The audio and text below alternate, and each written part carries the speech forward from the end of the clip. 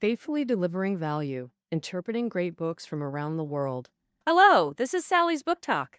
Today, the book we're interpreting for you is called The Culture of Narcissism. The subtitle is American Life in an Age of Diminishing Expectations.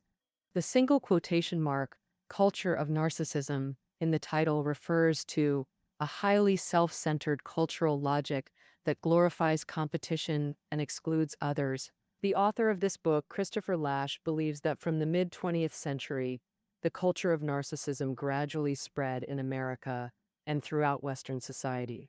Lasch, a renowned American historian and social psychologist, discovered that at that time, the entire American society was permeated with a social character that was both arrogant and anxious. And this character was the core of the culture of narcissism. On one hand, after World War II, America's economy developed rapidly, life was abundant, and the entire society was filled with a sense of pride and arrogance. And so, the lifestyle of frugality and saving was gradually abandoned, and the consumerist lifestyle began to become mainstream. But at the same time, on the other hand, American society was also filled with emotions of avoidance, withdrawal, or anxiety. People were no longer so superstitious about various religious doctrines, but also deeply doubted the meaning of their own existence. People were no longer so fanatical about politics, but also lost the sense of security that comes with being loyal to the collective. More and more people became obsessed with maintaining their beautiful appearance and fit physique, but showed no concern for the social issues around them. More and more people immersed themselves in satisfying their immediate material desires, but had no interest in human history or the future. In this book, Lasch combines history and social psychology to focus on describing the psychological mechanisms of pathological narcissism, its manifestations in American life, and also explores the reasons for the spread of the culture of narcissism in American society in the latter half of the 20th century. After its publication in 1979, because of its first clear explanation of the concept of the culture of narcissism and its deep portrayal of this social psychology, it caused a huge response in America and throughout Western society.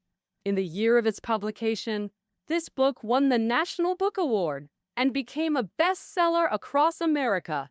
In the over 40 years since, it has been revered by the American academic community as a classic work for studying the mentality of contemporary Westerners.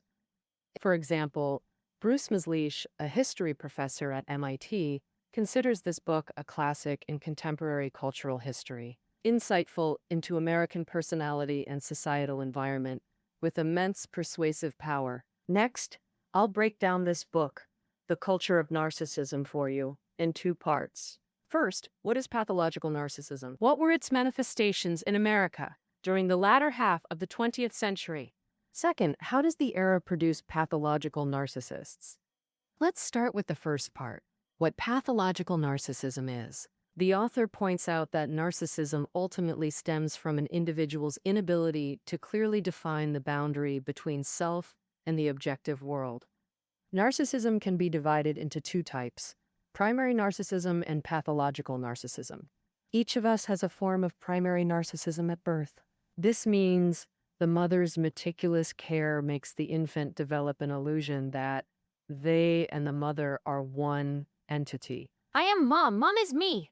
Additionally, the infant feels the mother who satisfies all needs is omnipotent, so they themselves are omnipotent, the master of the world.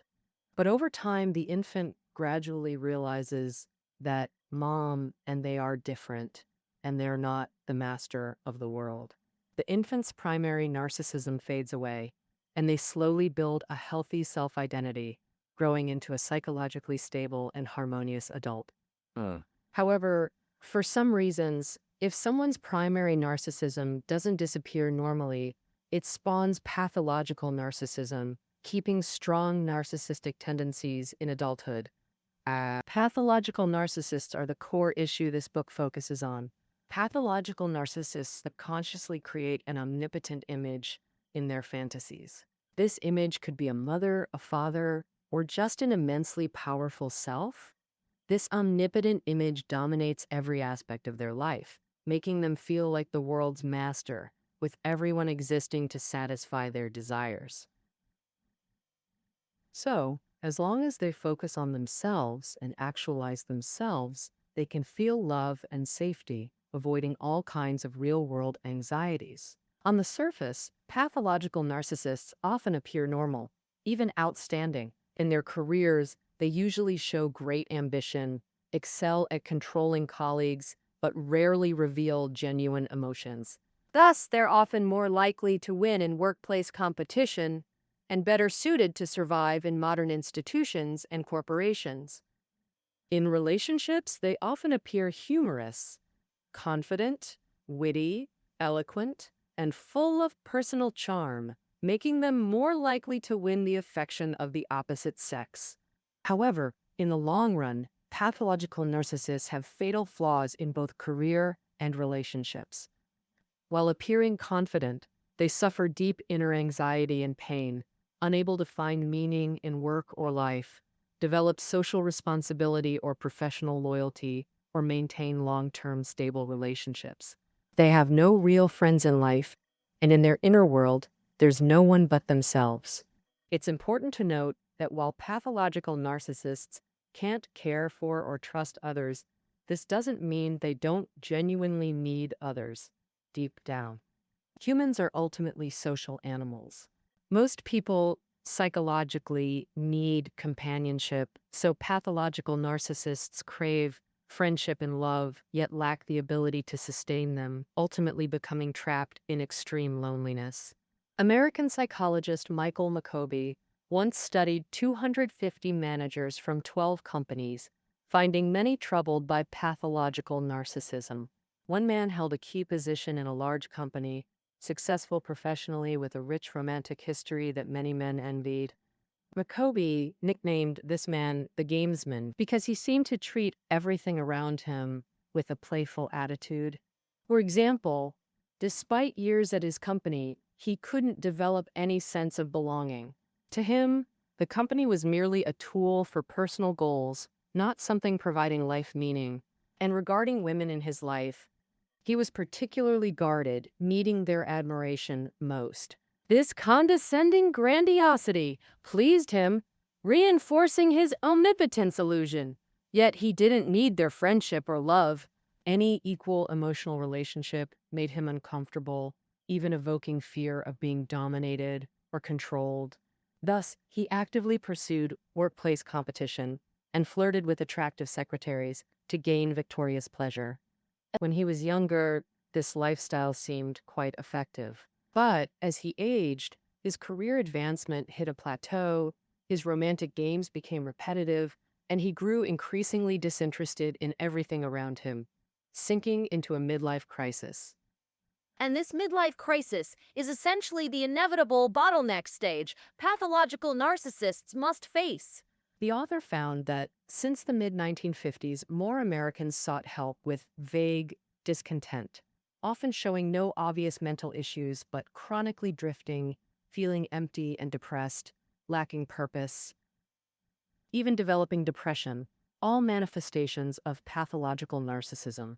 Society's demand for physical and spiritual therapies also grew, like long-distance running, yoga, and spiritual retreats. Because pathological narcissists focus excessively on themselves, they can't find sufficient meaning in their offspring. Thus, after reaching middle age, they often fear aging and sink into increasingly evident anxiety and emptiness. They joined health and spiritual courses, hoping to delay aging and alleviate growing anxiety and emptiness by further self-focus. And yet such efforts often treat symptoms, not the root cause. Of course, more clinical cases of pathological narcissism don't necessarily mean the issue is more widespread or severe than before. It might just reflect psychiatry's advancement, making personality disorders more noticeable to doctors. But the author notes that as more seek help for narcissism, American culture became permeated by narcissistic culture in every aspect. Whether in politics, sports, education, or arts, narcissism's influence grew increasingly pronounced. For example, in politics, voters once valued leaders' governance, ideals, and morality, listening seriously to speeches and understanding social plans. But since the 1950s to 60s, with TV spread, politicians became performative, obsessed with showcasing charisma on screen and manipulating public emotion through storytelling. Similarly, in sports, athletes' main tasks used to be training diligently and striving to win during competitions. But starting in the 1950s to 60s, athletes became more like entertainment stars than upholders of sportsmanship, caring more about their public image and providing intense sensory stimulation to mass audiences through TV broadcasts. This, to some extent, eroded the original seriousness of sports. Even the education sector began catering to this narcissistic social psychology. From the 19th century to early 20th century, large numbers of European immigrants flooded into America. To help immigrant children integrate better, the U.S. government prioritized modern education for them, which fueled the rapid development of American basic education. But starting in the 1950s to 60s, the author found American schools and teachers increasingly lowered standards and became more permissive, even avoiding criticism in favor of praise. This caused a rapid decline in American basic education quality. A research article showed that in 1966, American high school students averaged 467 on SAT verbal and 495 on math. By 1976, scores dropped 38 and 25 points respectively, indicating severe deterioration across all student abilities. Moreover, in literature and arts, more writers clearly lost the desire and ability to explore history deeply, producing only self-analytical and self-indulgent works. Of course, these artists and writers themselves were victims of the narcissistic era, seeing the real world only as a mirror reflecting their own emptiness and anxiety. But the popularity of such literature in turn created new pathological narcissists, perpetuating narcissism endlessly. So what created these pathological narcissists and made narcissistic culture prevail in America and the West? In part 2, we'll address this question. We'll examine family and societal factors. First, pathological narcissists' emergence is closely tied to childhood family environments. Emotionally unstable caregivers can cause children to develop pathological narcissism, right? American psychologist Melanie Klein's psychoanalytic research on children found that many pathological narcissists received not stable love but erratic care from parents during infancy or childhood, a key factor in developing narcissistic personalities. Since children can't view parental mood swings dialectically, they often can't understand why parents are sometimes affectionate yet terrifying other times. This leaves them deeply confused and angry. So, children gradually create inner fantasies of perfect parents versus monsters. When parents rage, the child tells themselves the perfect parent was eaten by the monster. When this persists, children partially lose reality, imagination distinction. They internally cast themselves as the perfect parent, seeing themselves as its extension. Only this way can they imaginarily defend against the perfect parent being devoured. Thus, the desperate craving for perfect parents transforms into profound self-obsession. This forms pathological synthesis, where adults desperately pursue looks, wealth, power to compensate inner rage while repackaging the parent fantasy, creating inflated self-identity to shield from imperfect reality. This condescending attitude pleases him, reinforcing his omnipotence illusion while needing neither friendship nor love. Any equal relationship unsettles him, evoking fears of domination. Thus, he pursues workplace competition and flirts with secretaries for victorious pleasure. When younger, this lifestyle seemed effective. But with age, his career plateaued, romantic games grew repetitive, and he sank into midlife crisis, losing all interest. And this midlife crisis is essentially just the inevitable bottleneck stage pathological narcissists must face. The author found that since the mid-1950s, more Americans sought help with vague discontent, showing no obvious mental issues but chronically drifting, feeling empty and depressed, lacking purpose, all manifestations of pathological narcissism.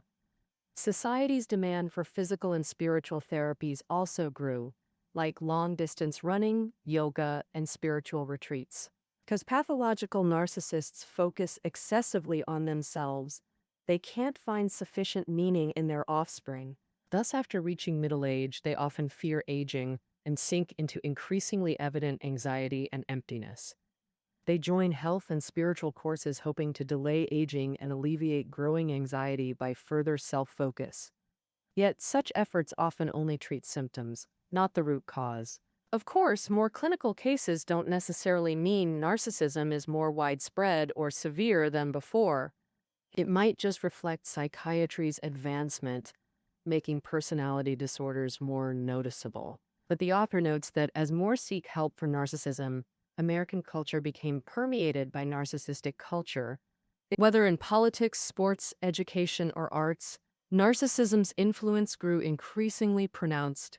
For example, in politics, voters once valued leaders' governance, ideals, and morality, listening seriously to speeches about social plans.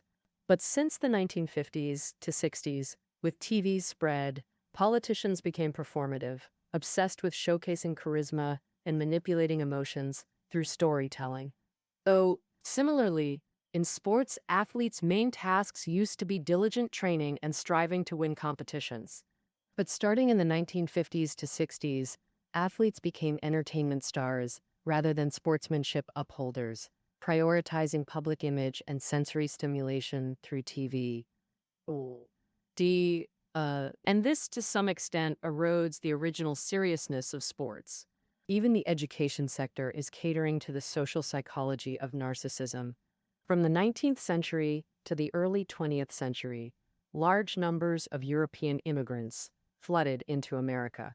To help immigrant children integrate better into America, the U.S. government prioritized modern education for them, which fueled the rapid development of American basic education. But starting in the 1950s and 1960s, the author found American schools and teachers increasingly lowered standards, became more lenient, and avoided criticism in favor of praise. This caused a rapid decline in American basic education quality. A research article shows that in 1966, American high school students averaged 467 on the verbal section of the academic ability test and 495 on math.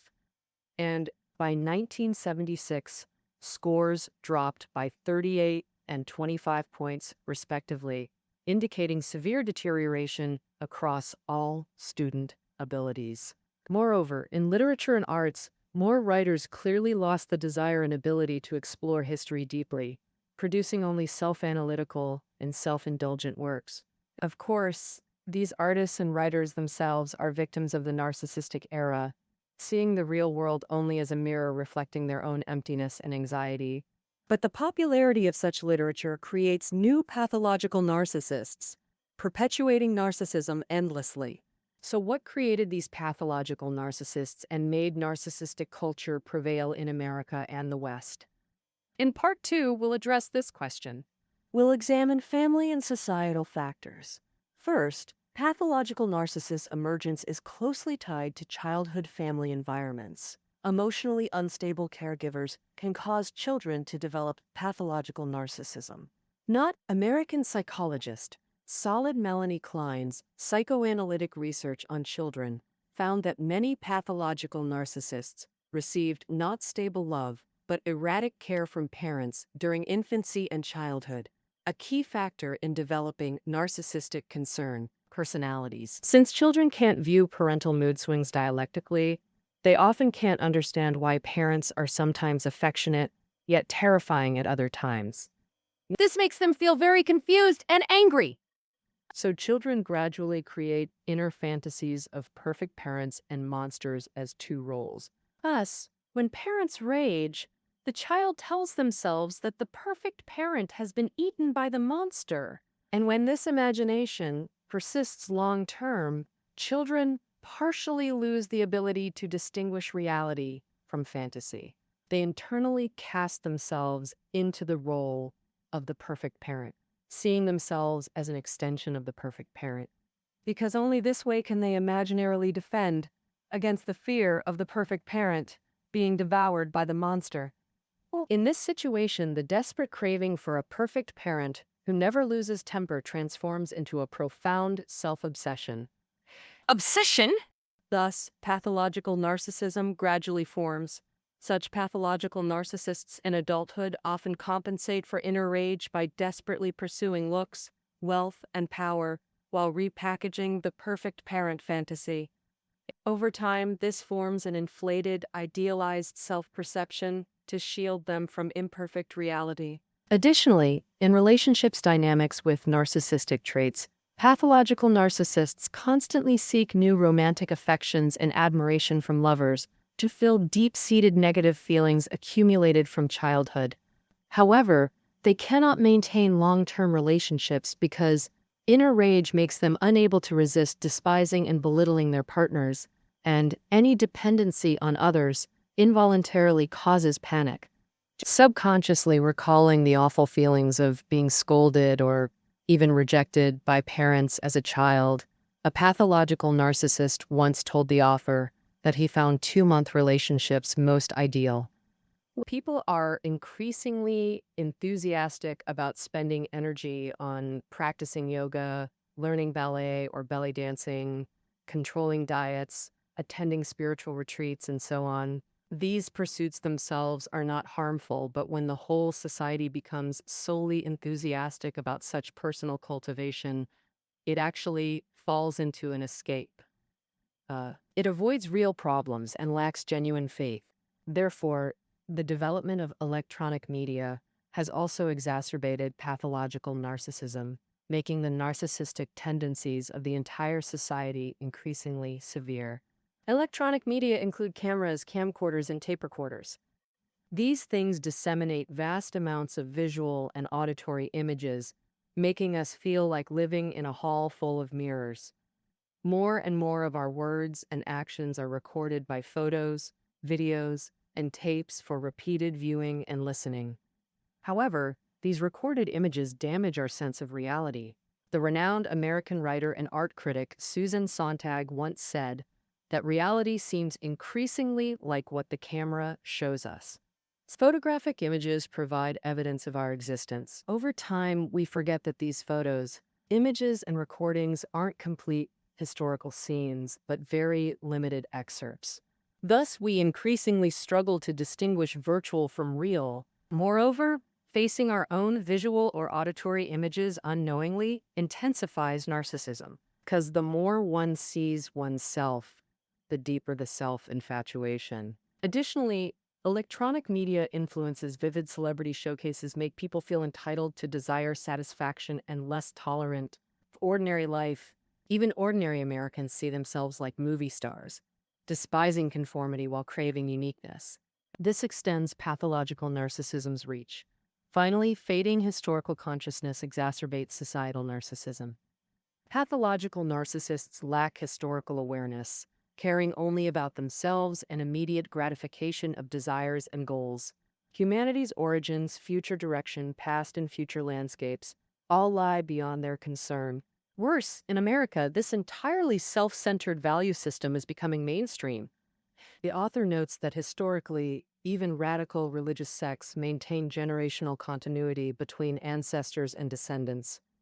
This continuity emphasized that our lives belong not just to us, but to deceased ancestors and unborn descendants. But post-1960s, such values gradually vanished in American society, along with respect for ancestors. Responsibility toward descendants disappeared too. Precisely narcissism's societal permeation. Thus, American society plunged into an unprecedented spiritual crisis.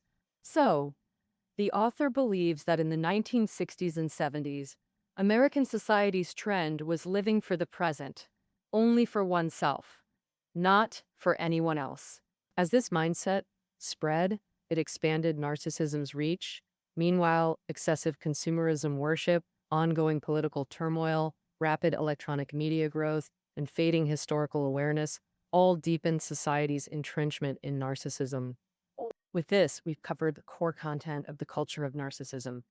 As early as 1988, the book was translated into Chinese, but received lukewarm response. Famous cultural critic Shi Shizheng analyzed that China was then yearning for individualism's vitality. Chinese people were emerging from confined lives to rediscover themselves.